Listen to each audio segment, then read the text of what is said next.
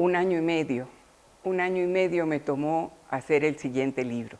Y fue una temporada bastante corta para el volumen de investigación que requirió. Durante muchos años había yo tenido la curiosidad de por qué las mujeres de Diego Rivera se enamoraron de él con tanta pasión, con una pasión tan profunda y tan duradera. Tenemos la costumbre, tenemos el hábito de asociar el amor con la belleza física y raras veces comprendemos que con mirar a nuestro alrededor nos daríamos cuenta de que se enamoran los gorditos, se enamoran los flaquitos, se enamoran los guapos y los no tan guapos. El estilo de belleza que tenemos actualmente, digamos, desde el siglo pasado para acá, es lo más opuesto a Diego Rivera. Entonces, es difícil para nosotros habituarnos a que mujeres tan bellas como Paulette Goddard, o como María Félix, o como Pita Amor, o como tantas otras jovencitas totalmente anónimas, muchas de ellas norteamericanas, que venían con el pretexto de ayudarlo un poco en los murales de mosaico, en los murales de encáustica, lo que estuviera haciendo el maestro, estaban dispuestas a un affair, por breve que este fuera, para contarlo en su currículum o llevarse consigo un dibujo o una acuarela de Diego Rivera.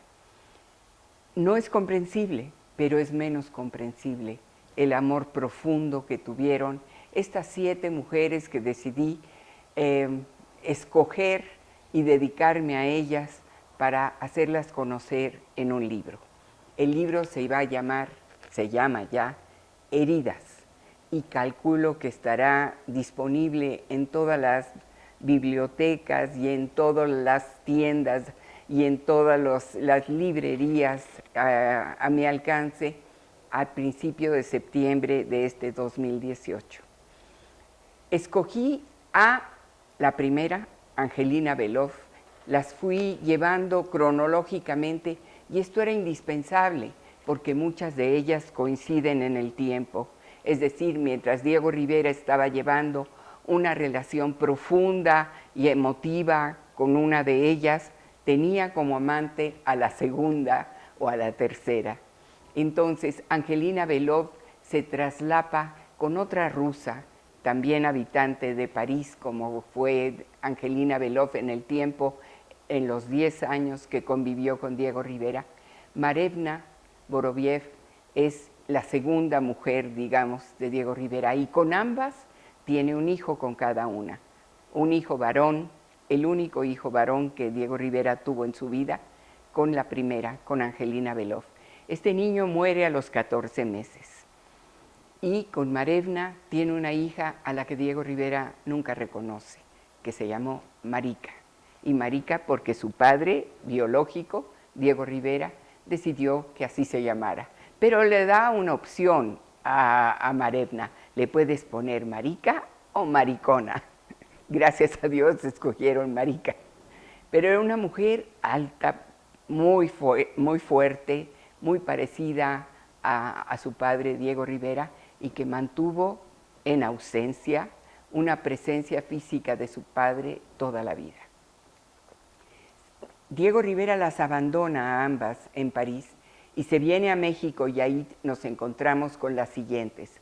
Lupe Marín, una fuerza de la naturaleza, un ser salvaje.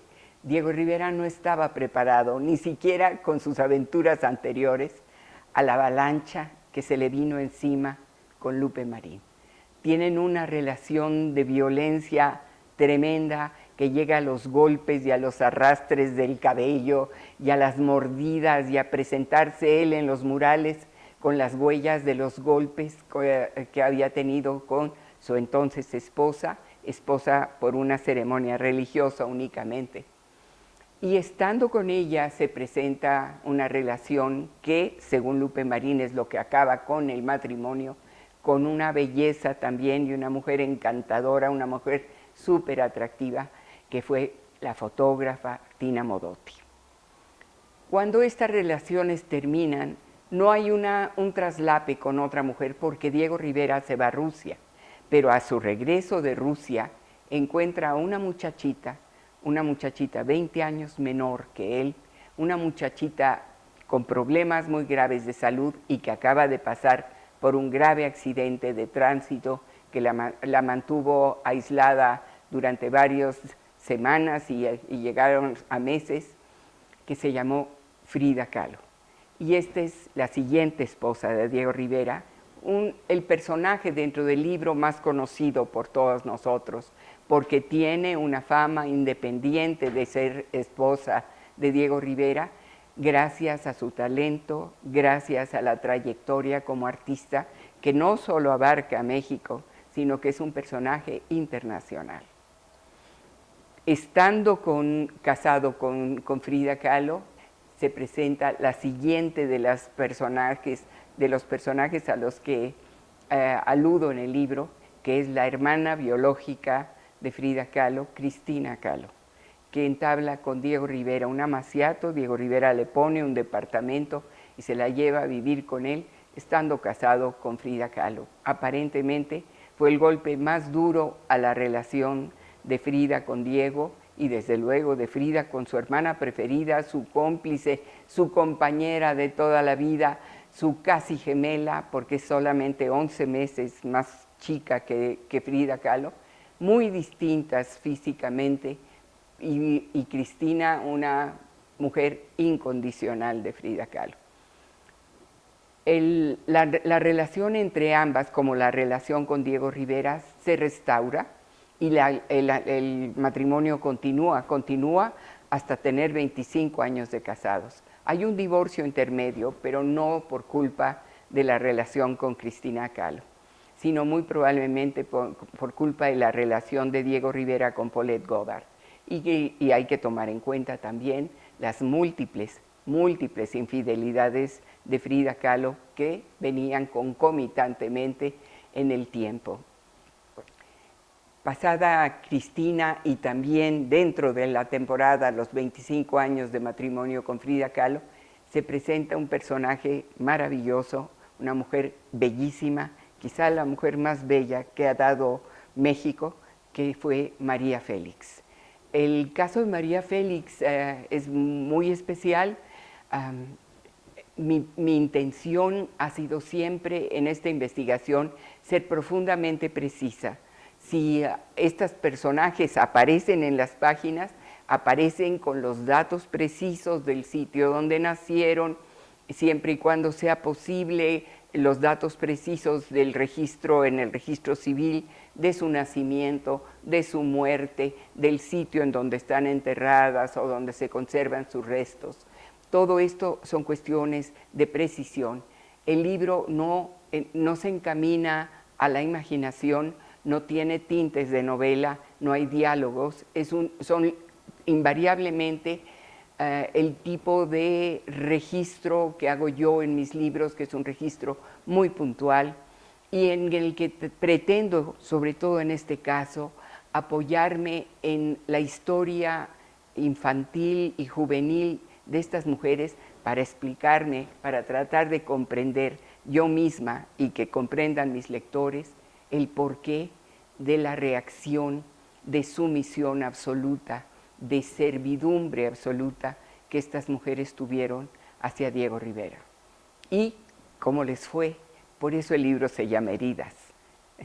O sea, las heridas que estas mujeres recibieron de cierta manera voluntariamente, porque conservaron la relación con Diego Rivera, no importando qué tanto les costara anímicamente, que tanto les costara socialmente, que tanto les costara económicamente a algunas de ellas. Entonces, cuando María se presenta ante la vida de Diego Rivera, ya es toda una actriz, porque se encuentran cuando ella está filmando una película muy importante en su currículum, que fue Río Escondido. Es una mujer ya totalmente hecha, ya tiene además su mito, producto de una filmación anterior, que fue Doña Bárbara, en donde ella adquiere esta personalidad de la mujer fuerte, la mujer agresiva, la mujer resentida, la mujer mitológica que fue ya bautizada a partir de esa película como la Doña, por Doña Bárbara, cuando era una mujer de escasos 29 años cuando toma ese papel. Y se supone que es madre de una muchacha de 19, de 20, ¿no? Pero es increíble lo que María hace, quizá es la ocasión en que hace más actuación realmente y no solo una presencia física, una presencia ante la lente que la adora, la adora. La cámara la adora, ella era bella, bellísima, pero además la cámara la adoraba y sabía perfectamente explotar lo que tenía de belleza y sabía de iluminación y sabía de arreglo personal y sabía que incluso si los presupuestos muy limitados con los que en aquel entonces se trabajaba en el cine mexicano no permitían las grandes ropas y mucho menos las grandes joyas, ella no tenía inconveniente en llevar lo propio y llevar lo propio al set con tal de que todo contribuyera, pero no era únicamente ella, lo hacía el director y lo hacía la maquillista y lo hacía el escenógrafo, todos ponían de su parte más allá del llamado del deber. Y luego llegamos a el problema de juventud de María Félix, que se enamora de su hermano más cercano. Yo creo que ustedes como público tendrían el mismo concepto que tuve yo hasta antes de empezar esta investigación. Una mujer que reacciona como ella reacciona, una mujer que está tan pagada de sí misma, tan segura de que todo lo merece, es una hija única, cuando menos esa era la idea que yo tenía.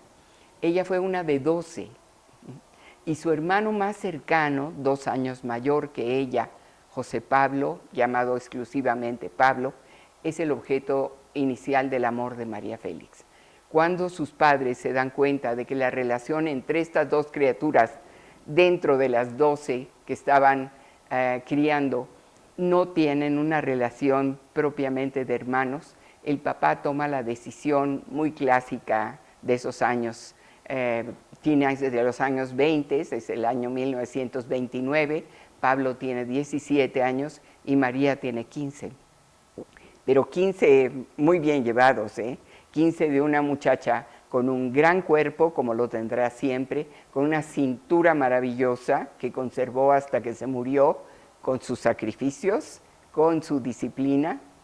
Y Pablo, un muchacho guapísimo, como les digo, él 17, ella 15, y el padre toma a Pablo y en una misma noche lo trae a la capital, vivían en Guadalajara, y lo interna en el colegio militar. La leyenda es que este muchacho se suicida y se asume que se suicidó casi inmediatamente ante la depresión de ser separado de María. La investigación profunda que hice y que tomó 11 meses solamente para localizar el acta de defunción prueban lo contrario. Por primera vez en todos los escritos que yo conozco sobre María Félix se prueba que este muchacho no se suicidó y menos al llegar a la escuela, hizo toda su carrera militar de 8 años y es 8 años después que aparece muerto en el colegio militar con un documento del Ministerio Público que prueba que el caso fue un homicidio que es ocultado por grandes personalidades del área jurídica de México y el cadáver es sepultado un día después en un panteón pequeño que sobrevive todavía aquí en el área de la capital, ahora cada vez más céntrico que entonces. Entonces, María no se ve afectada por esa relación sentimental temprana para ser lo que fue después. Indudablemente debe haber sido un cisma en la familia el saber que este muchacho había sido asesinado y que su asesinato no solamente no quedó totalmente impune, sino que ni siquiera se permitió a los padres venir a enterrarlo propiamente. La última persona que aparece en el libro y la última mujer profundamente relacionada con Diego Rivera es totalmente una personalidad distinta. Es Emma Hurtado. Emma Hurtado llega a la vida de Diego Rivera porque ella va a verlo a uno de los murales que estaba pintando en el Palacio Nacional para pedirle que por favor diseñe la portada de un libro sobre arte prehispánico que ella va a publicar con sus propios recursos. Fue siempre una mujer de grandes recursos económicos, de mucho interés en hacer dinero, de mucho interés en hacer cosas personalmente.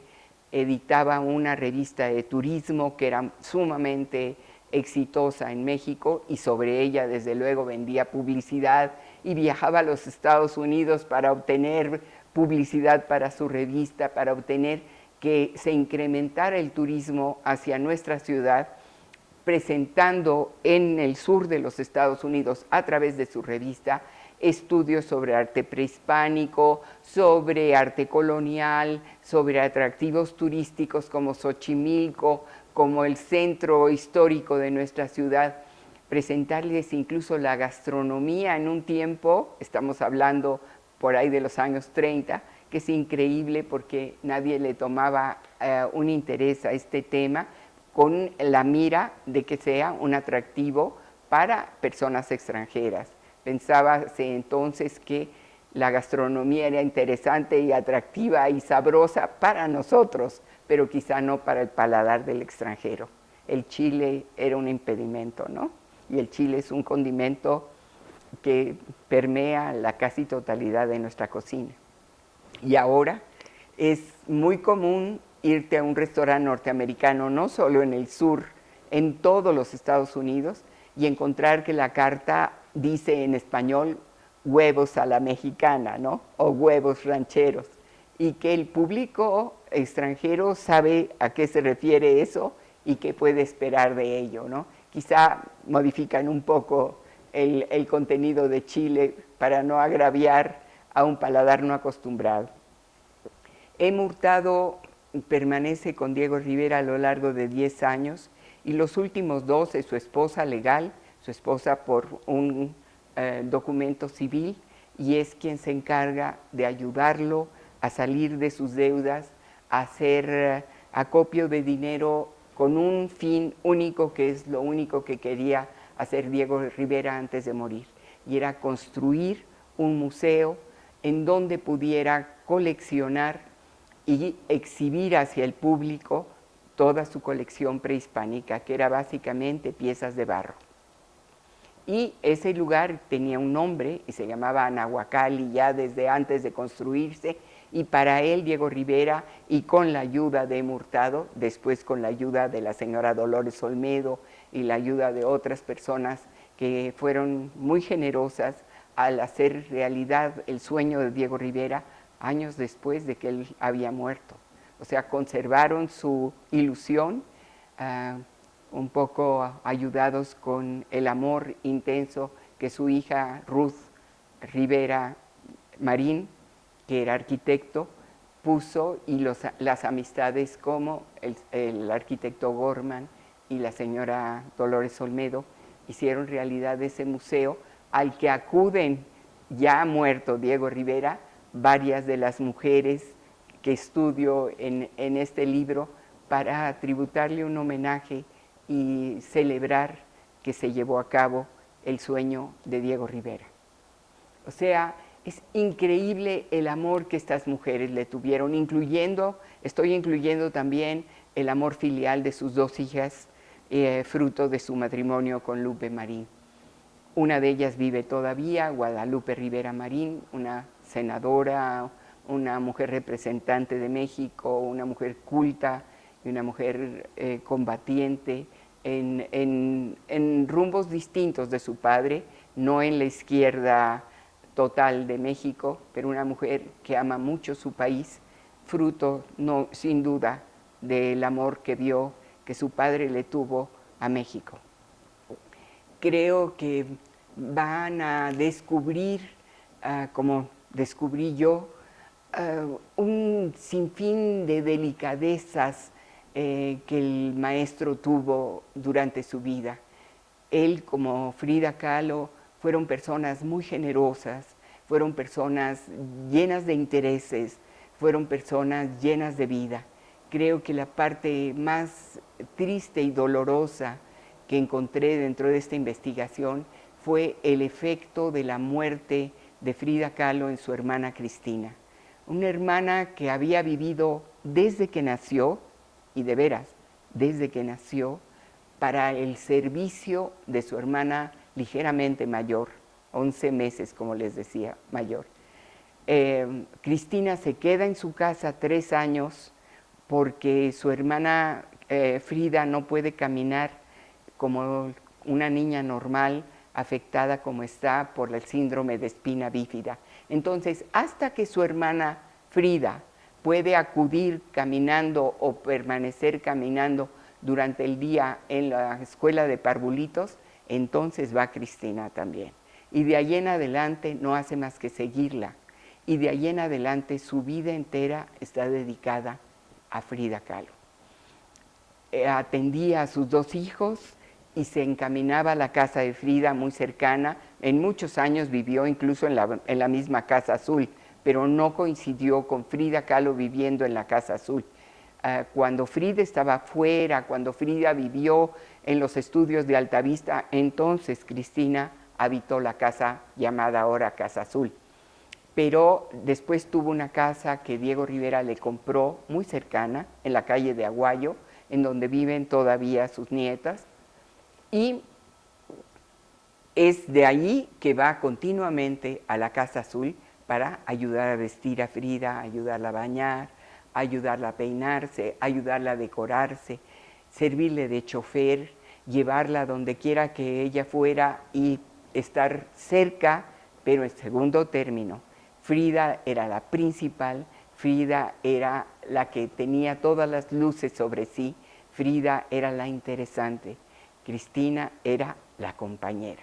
Y cuando Frida muere, aunque había estado enferma mucho tiempo, aunque todo el mundo pensaba que iba a morir, continuamente se reponía y volvía a ser aquella especie de princesa maya o princesa azteca que con la ayuda de Cristina se decoraba para llegar a las reuniones sociales. Cuando Frida se va, se acaba la vida de Cristina. Cristina no vuelve a ver a ninguna de estas grandes personalidades que llegaban a la Casa Azul, no importaba si la dueña estuviera postrada en una cama. Nadie volvió a buscar a Cristina. Se fue toda la alegría de la vida, todo el interés en las cosas, absolutamente todo. Y Cristina vivió todavía 10 años más, murió también muy joven, todas las Kahlo murieron muy jóvenes, y Diego Rivera muere 3 años después que Frida Kahlo. Nada más que los problemas de la herencia, supuestamente de Frida Kahlo, que en algún momento Cristina pensó que precisamente por haberle servido a ambos, por haber dedicado toda su vida a simplificarles la suya, era acreedora a tener parte de ello. Diego Rivera determinó, afortunadamente para nosotros, que todo aquello que había dejado Frida Kahlo, incluyendo la propia Casa Azul, fuera para el goce de nosotros los mexicanos y actualmente de una enorme cantidad de visitantes extranjeros que acuden a la Casa Azul en grandes cantidades. Pero Cristina se quedó sin nada. Y entonces hubo un distanciamiento y los últimos 3 años que Diego Rivera sobrevivió a Frida Kahlo, aunque cuando 2 de ellos prácticamente estuvo fuera del país o fuera de la ciudad, porque se recuperó un poco después de su operación en Moscú, viviendo en Acapulco, nunca volvió a ver a las 2 hermanas sobrevivientes de Frida Kahlo, Adriana, que básicamente no compartía con ellos la vida y tampoco compartía sus inclinaciones de izquierda ni su liberalidad sexual, y Cristina, cuya vida había sido entregada completamente a ellos. Todo eso está aquí, en este libro. Todas esas vivencias, todas esas entrevistas y todos esos detalles puntuales que pueden servir de base a otras investigaciones. Recordemos que los libros son siempre hijos y padres de otros más. Este va a ser seguramente un indicio, un inicio de lo que puede investigarse sobre una Lupe Marín o sobre una Emma Hurtado o sobre una Marevna, y quizá alguien haga un libro mucho más profundo y mucho más lleno de información sobre esos personajes. Aquí tuvimos que compilar a 7, pero tenemos todo. Tenemos una portada que creo que es muy hermosa, diseñada de nuevo por el estudio La Fe Ciega. Tenemos unas fotografías de cada una de las 7 mujeres que están aquí y muchas fotografías en el interior, muchas. Y tenemos un texto que lleva todo el amor y toda la experiencia que fue la aventura de hacer Heridas.